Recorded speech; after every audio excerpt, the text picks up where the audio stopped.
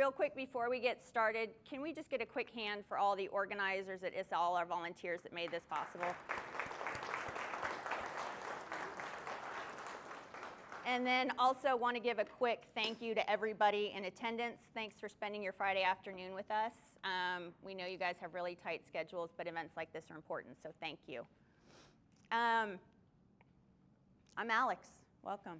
We're going to talk about the people equivalent of people process technology. A little bit about me. We'll talk about more of my route to cyber in the panel later today, so I hope you guys stay for that. Should be a pretty exciting conversation and prizes. But started off in sports broadcasting, ended up realizing I could translate people back to tech teams and vice versa. So was hired into EY as a cyber consultant and built their human cyber risk practice. Worked with most of the Fortune 100 companies. I can honestly tell you it doesn't matter what industry, what size, geographical location, the human layer is the same everywhere. All of you are facing the same challenges, and we also have a digital literacy problem that no one wants to talk about.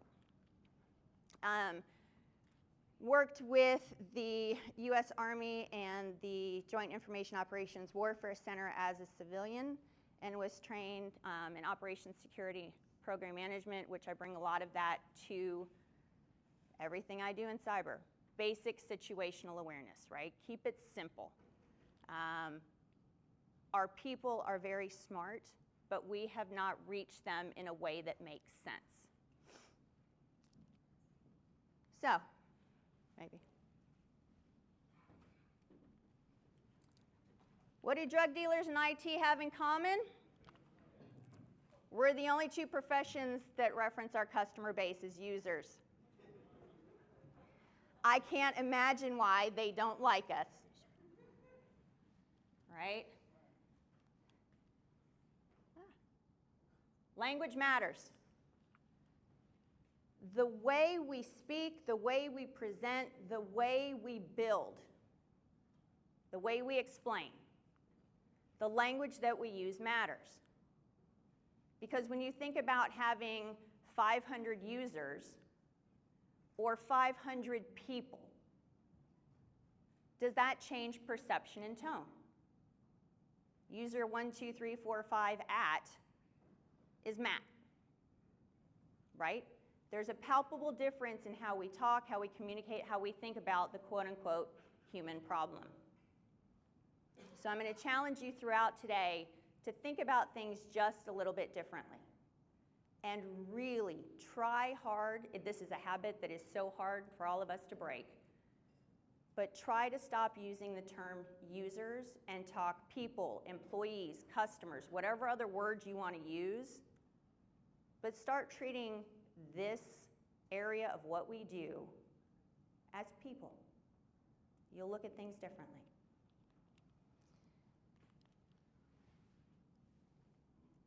Maybe. The reality is we have 5 different generations in the workplace right now. 56 and older saw the moon landing. 18 and older are older than the iPhone. Do you think they use, trust, and benefit from technology in different ways? Do you think they speak the same language? Anybody tried to talk to a teenager recently and get nothing but 6, 7? Right?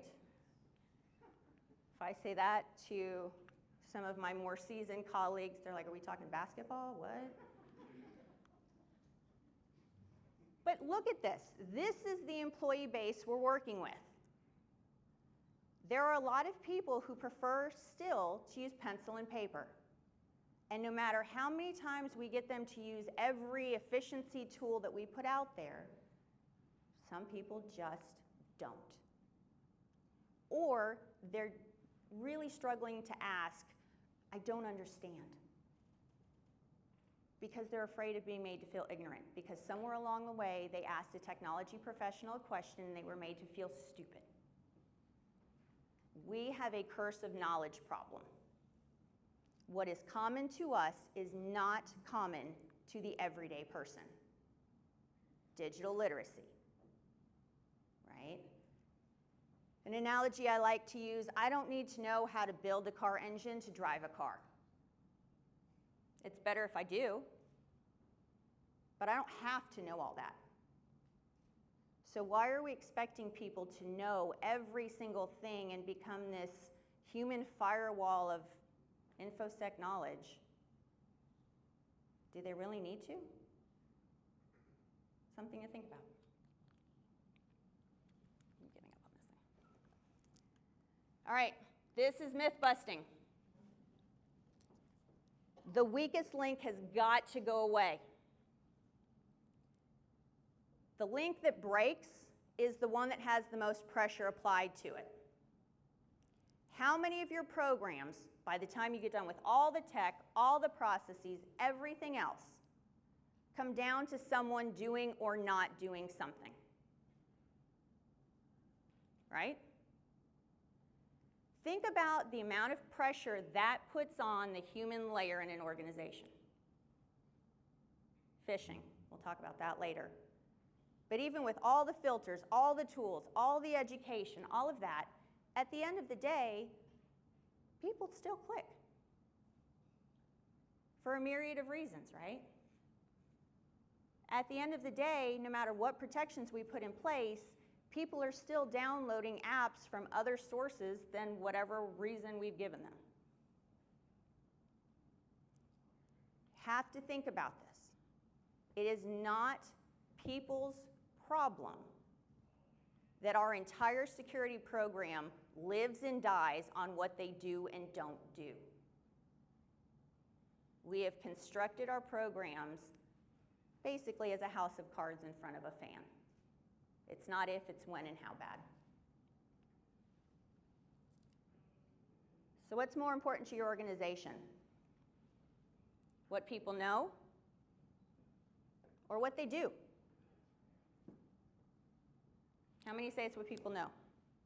Little active participation. How many is what they do? Oh, I love y'all. Knowing's only half the battle. This is also a generational joke. I've had a couple where I've had to actually explain this joke to them. But just something as simple as a joke. Again, those different generational references. So the battle between knowing and doing. How many people actually believe we have made things simple for people to do? Anybody? Have we actively architected against people's natural behavior and then wonder why they're circumventing controls we put in place? If we have them sign on to 4 different systems, what do you think happens? They use the same password or a version of. So have we really made anything safer? No, we've caused user frustration. Single sign-on is a beautiful thing. Case in point, I work for a healthcare organization. My frontline workers are completely different than those in the corporate space. Every time a frontline worker has to touch a keyboard, they have to deglove. Now there's material costs involved, right? There's sanitization issues, there's all kinds of things.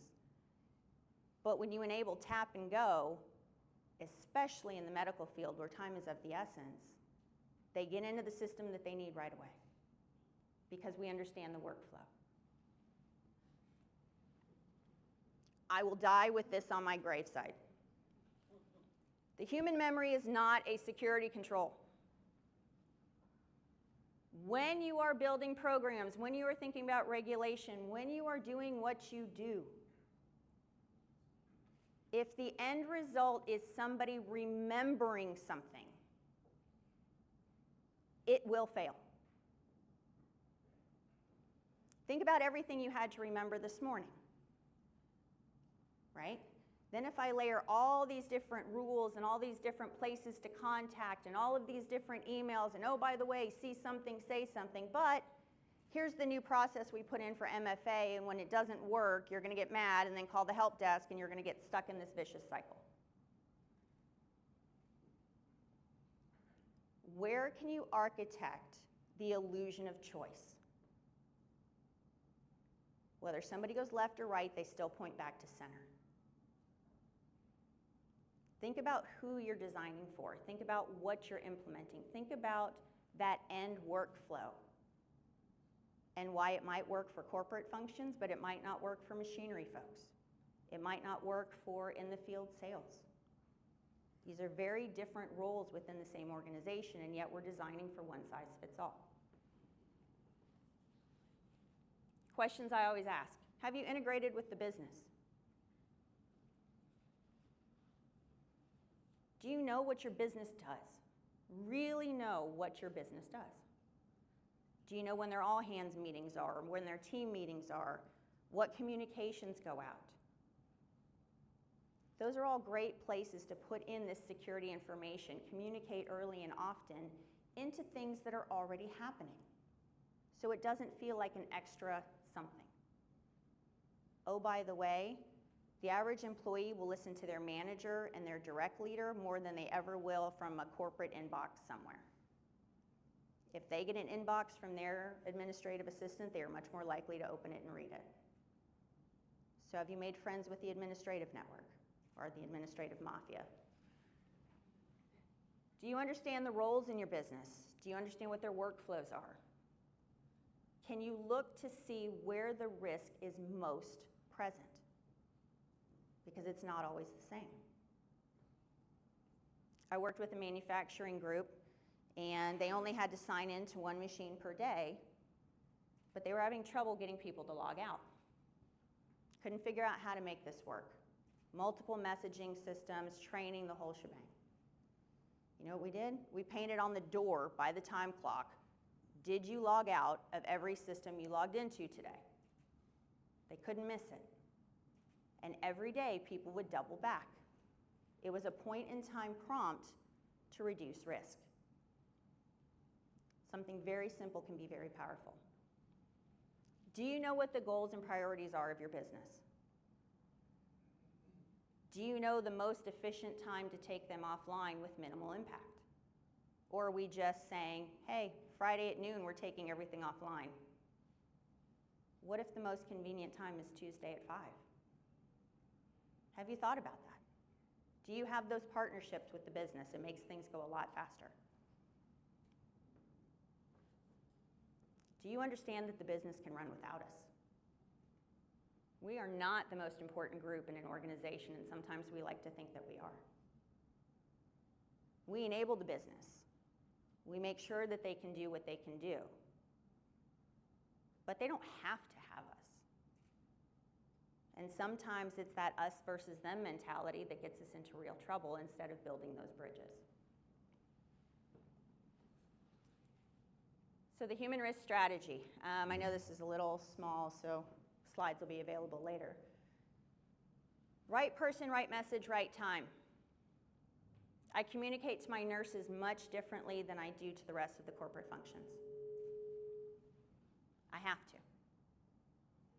I have multiple shifts, multiple locations. Even within that, I have acute care hospitals, I have primary care hospitals, I have day surgery centers, physicians groups, you pick it, I have it.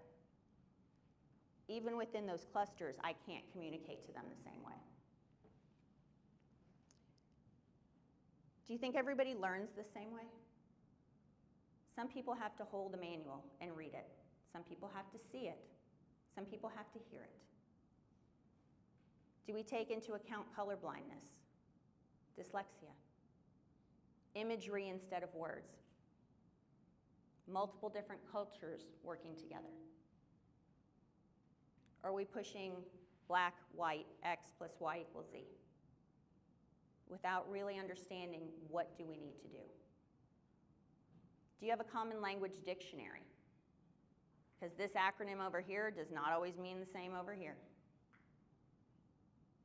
Is there an organizational understood definition for data? Or is something with information and data two different things? Some places it is. Are you information security? Are you cyber? Are you cybersecurity? Are you cybersecurity one word or two? Little things. The biggest hurdle companies face with the human layer is culture. Culture determines security more than any other tool does. If you have a punitive culture, you have a dangerous one. People are afraid to make mistakes. If they do make a mistake or something happens, they are afraid to engage. They're scared of what's going to happen. If you have a culture that allows conversation, that allows people to say, I'm not sure or I don't know, or to fail and recover, you get that active dialogue. And that's really what helps to protect your business. Punitive cultures in any capacity do not work. I've seen it multiple times. Phishing tests are not fireable offenses. Okay? I will happily talk to any leader about why that should not happen. That embedding. Have you made security part of the daily routine where people don't even think about it? Yeah, we all badge in and out. Okay, great. But then what do they do with the badge after? One of my funniest awareness programs was having a badge hang from a rearview mirror in a car. It's a favorite social engineering test I do. I go to Walmart or Kroger or wherever it is, close to one of my facilities after a shift change, and inevitably, I see IDs hanging from rearview mirrors. That plus Photoshop equals access. It goes back to that culture piece. If I somehow socially engineer a badge, I'm dressed like someone in your organization, I'm standing up to a badge reader doing this, and it doesn't work, that's plausible. Makes total sense. But that ability to pause, question, and engage versus just hold the door open for somebody, success or failure. And then empowering people. Are you allowing them to ask questions? Why are we implementing this? Why are we doing this? Help me understand. Are you communicating 30 days before a major change happens, or are you communicating 24 hours before? Who likes, oh, by the way, for the next day? Any of us? No. But it is. Any great relationship takes trust and communication. We have a PR problem. As a function, most people are fearful to engage us. October Cybersecurity Awareness Month is coming up. It's a great time just to go on a PR tour. Have a table in the lunchroom if you guys are back to the office. Feels like school some days. And just have somebody sit there with an ask the expert. People will come up and ask all kinds of questions. They'll give you feedback you may or may not want, but they'll give it to you. And just humanize your function. Give them a name and a face that they can reach out to if they don't necessarily want to report. Back to the language matters. Using the word report versus notify changes your engagement with whatever you're doing. There's mental math that happens with reporting. Do I want to get involved? Is this important enough to report? What details do they need? What's going to happen down the road? But if I say notify, that's, hey, just let us know. That's all we need. We just need to know. Then we'll take it and go from there. I made posters, exact same, changed those words.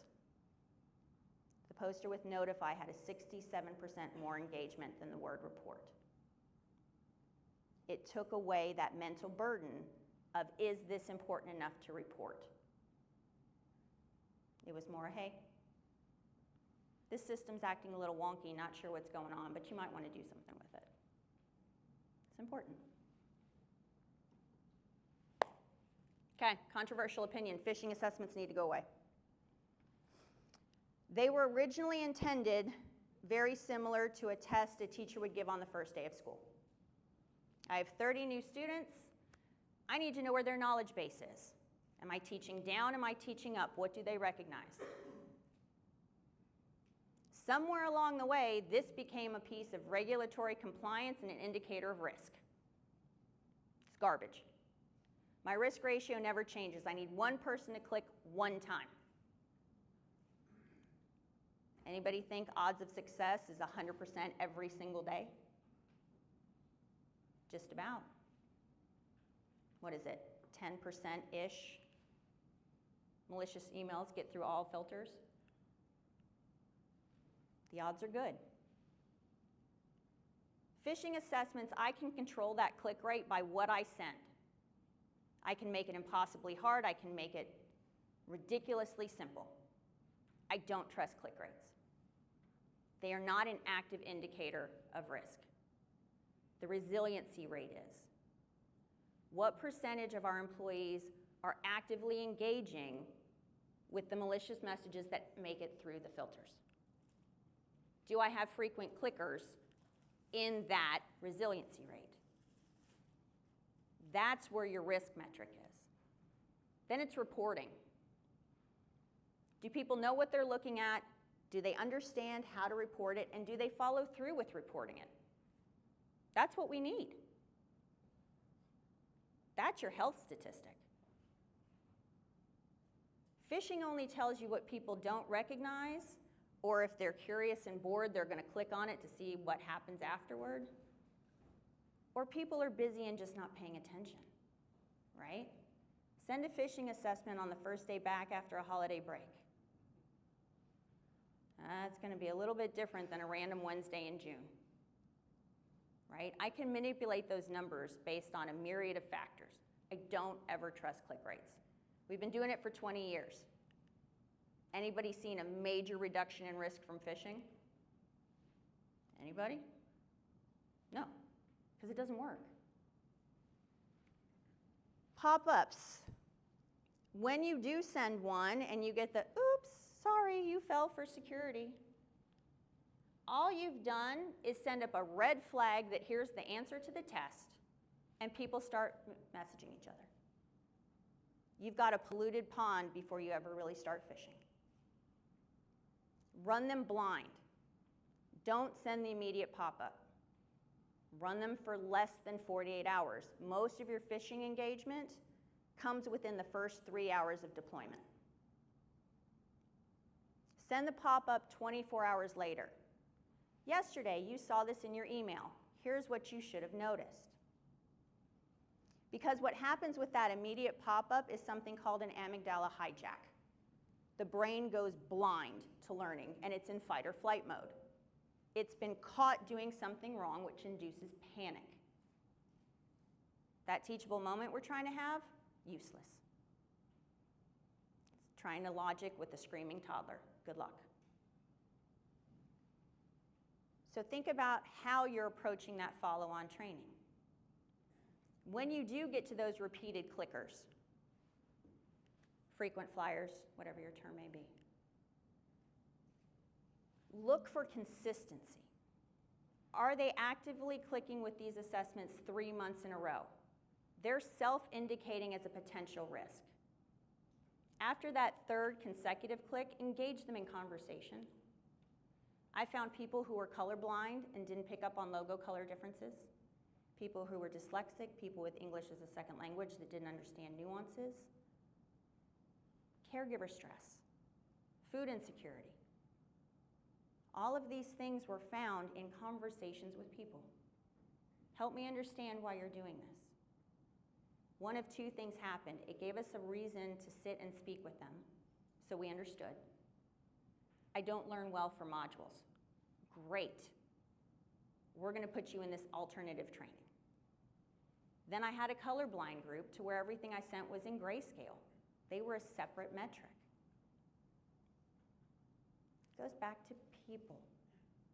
If we want behavior to change, we have to give permission to sit and teach. Somewhere through our lives, someone had to be patient on how to teach us how to eat with a spoon. It was a messy process. But somewhere along the line, we had enough reasons, enough support to learn what we needed to do to eat with a spoon. It's It's the same thing. We are teaching digital literacy to 5 different generations. The real-life threat alignment. Stop just picking templates based on what, this vendor says is the high risk of the day. Talk to your SOC, talk to your threat intelligence, talk to your ISAC. What's actually hitting our organization right now? What got through the filters? Those are the assessments you want to put out because it actually made it through. Whatever came through last month or whatever is a trending item, that's what you use for your assessment. Because that's impacting your organization. It's not the theme of the month. That's how you can measure real risk impact to your organization. High-level program components. Again, iChart, it's available later. Make the risk real, right? We talk about phishing. Who's done a webinar on what happens after the click? And actually shown your organization, this is what hackers do after or while you've clicked on that link. In 15 minutes, you can take them cradle to grave, and you will see a completely different perception on this topic. They now have a tangible way to look at things. Don't click, stuff happens in the ether. But when people sit and watch the crime happen, watch how fast it happens, you'll get people that'll tell you, I get it now. I understand why we talk about this so much. Talk about social engineering, right? Human compromise happens offline before any online tool will ever detect it. Don't talk about stuff in the elevators. Be careful what you're talking about in restaurants. Teach them how to be a social engineer. Next time you go to a restaurant, just sit and be quiet. You're going to learn a lot. What can you figure out from being behind somebody's car in the red light? Oh, the bumper stickers. I know where your kid goes to school. I know what team they're on. I know what number they are. I know you like Disney. If you're military, I know what branch. Chances are you're probably not going to be home half the time out of the year. Oh, you're a nice little target to follow home. I have a license plate I can look up. That gets some behavior change real quick. Understand what people need that they're not getting from us. If you have teams that are constantly downloading software, constantly circumventing different controls, whatever it may be, go talk to them. Why are you doing this? What do you need that we're not providing, or what are we doing that's making life so hard you're circumventing everything else? Be amazed at what you learn.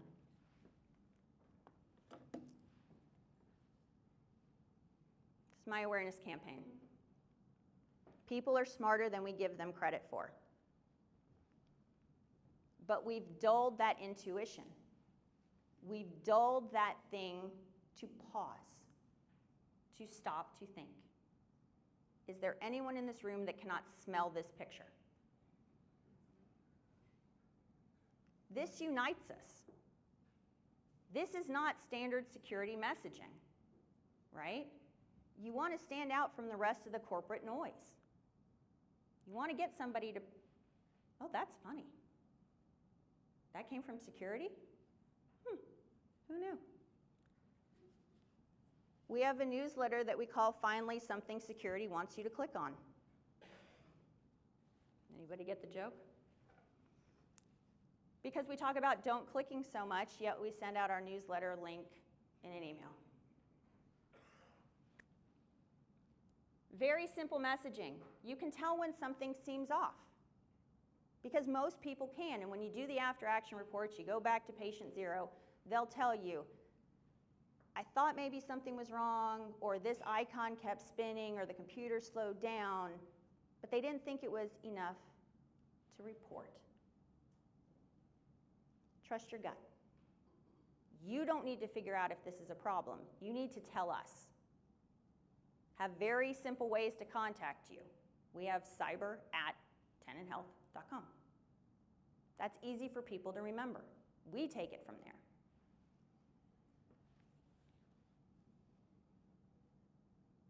I mean, we've all had that moment, right? God, I can't believe they did that. Very simple taglines. This has started to self-populate, where we are now having contests of people sending in pictures, and then we recognize them, thanks to Joni on floor 5 for this month's Trust Your Gut. It's getting active engagement to all of our other materials. It's not the standard don't.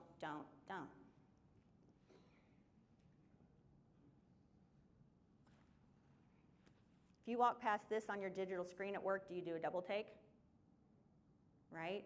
It's not box picture here, yellow square of information here, and then a paragraph this long that nobody's going to read. Think about what gets your attention.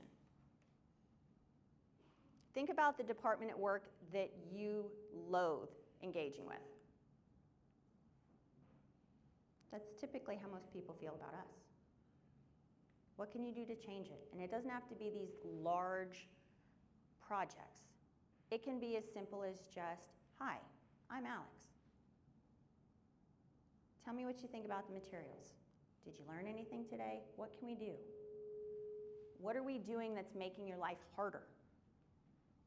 People will tell you that. You'll pick up on themes very quickly. But we're teaching people how to be digitally literate. We're trying to teach data privacy to 2 generations that have no idea what the concept of privacy actually is. Right? We have moon landing, Facebook profiles in utero. They are not the same. The need to know topic. 2000 plus, they have instant access to every piece of information. Sometimes they don't bother to check if it's valid or not, but they don't have critical thought. They've lost the ability to go, it seems off. There's a blind trust in technology. That's where danger lives. We have to teach people how to think and live and work in this physical realm that they can touch, and this digital one where there are no danger signals until it's too late. Fire can be a benefit or dangerous based on context, right? Campfire and s'mores, let me have the fire. If it's in my bedroom, probably not a good idea. Context matters. In the real world, we can smell the smoke, we can see the flames, we can feel the heat. We don't have those primal danger signals online. So we have to teach what's normal before we can expect people to recognize what isn't. Tell us if something's behaving strangely. How do I know if it's behaving properly? What is normal? We're coming up on benefits enrollment time. Go partner with HR. Here's how HR is going to contact you. They will not text you for your social security number. Get real estate on their materials for cyber messaging. Mutually beneficial, and it doesn't feel like, oh my God, cyber training. By the way, 6 minutes max. The brain does not remember anything over 6 minutes. If your training is 15, 30, stop it. It doesn't work. You're more beneficial to do it every quarter. We've moved to 5 minutes a month. At the end of the year, I can check any square I need to that's an hour of training. Everybody has 5 minutes. We made the joke and said it's the microwave. What can I watch on my phone while I'm waiting for lunch to cook? I'm standing there, whether I'm at home or whether I'm at the office. For the most part, I'm doing nothing but waiting. I can watch a 2-minute something. It doesn't feel as painful as me trying to carve an hour or a half an hour out of an already over-scheduled day. But we get those, and then we can adapt to current threats, right? Whatever's happening right now is what we need to communicate. Here's a 2-minute module, here's a communication, here's whatever else. That's where you fix your risk. So if I ask 2 things, please do your best to stop using the term users. I don't care what term you pick, people, customers, employees. Start looking at them as your coworkers and not as this mythical set of trouble. And 2, to make risk real. Who, what, where, when, why, how. 30 seconds. Can you tell me what I need to know? That's where you get change. That's where you get the behavior differences. Non-malicious QR code, so if you want to contact me on LinkedIn. Questions? Yes, sir. How do you feel about gamification? So rewarding or incentivizing people to report things, and maybe giving them a challenge coin or a t-shirt or something. Yeah. So the question was gamification. How do we get people to start participating? 2 answers. Know the average age of your employee base. That's going to tell you what type of gamification is going to work. Some people will want more social, others will want more video game based, like a leaderboard or something like that, where they have their own individual thing and they can play games and their score goes up. What I have found to be most effective is to encourage friendly competition among departments. Because as you start racking and stacking HR, finance, legal, however it is, there is not any mid-level or mid-senior level leader that wants to be in the bottom 3rd list of anything. Who's had the most reporting? That's a stat, that's a great KPI, because then that also helps tell you where are we having the most impact and where are our dead zones. Maybe I need to go talk to this department more. Or the leader's going to get tired of seeing themselves in the bottom 3rd and they're going to, guys, you need to start doing this better.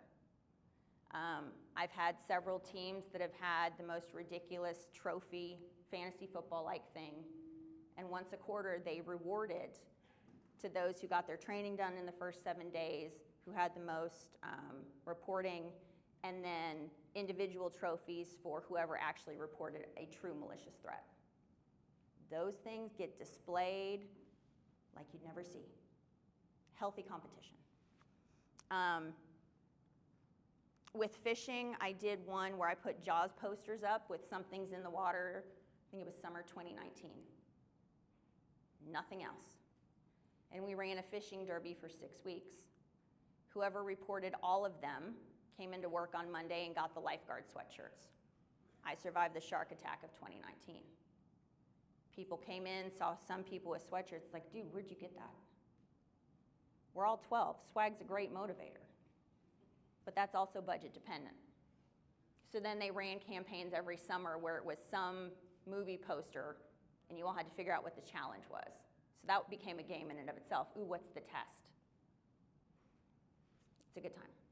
But it's knowing your organization. If you're heavily remote, doing a live event with like a bingo or a Jeopardy or something is great. If you're in person, how does your organization work? But leaderboards by themselves are not always great motivators. Great question, though. Yes, sir? How do you dispel employee fear of like retribution when reporting like security incidents? Because a lot of times people are worried like, oh, I clicked on this thing, maybe if I just close it real quick, nothing happens. Right? You mean FUD's not effective? Fear, uncertainty, and doubt? It's not great. It's highlighting people who have done the right thing. Find whoever's reported something and publicize it. Thank you to Amy S. for reporting this, be a cyber hero, whatever it is. Recognize the positive, and eventually you'll start to see that change. But that's also built in those smaller moments where somebody's calling a help desk or somebody's reaching out to IT saying this is broken. I know it's hard, but having patience to understand that whoever's on the other side of the phone is not working from the same knowledge place we are. And when you tell them pull the yellow wire, they might be looking at 7. That's really where it changes. And not having a punitive phishing program. That'll kill it. Great question. Any others? Thank you all.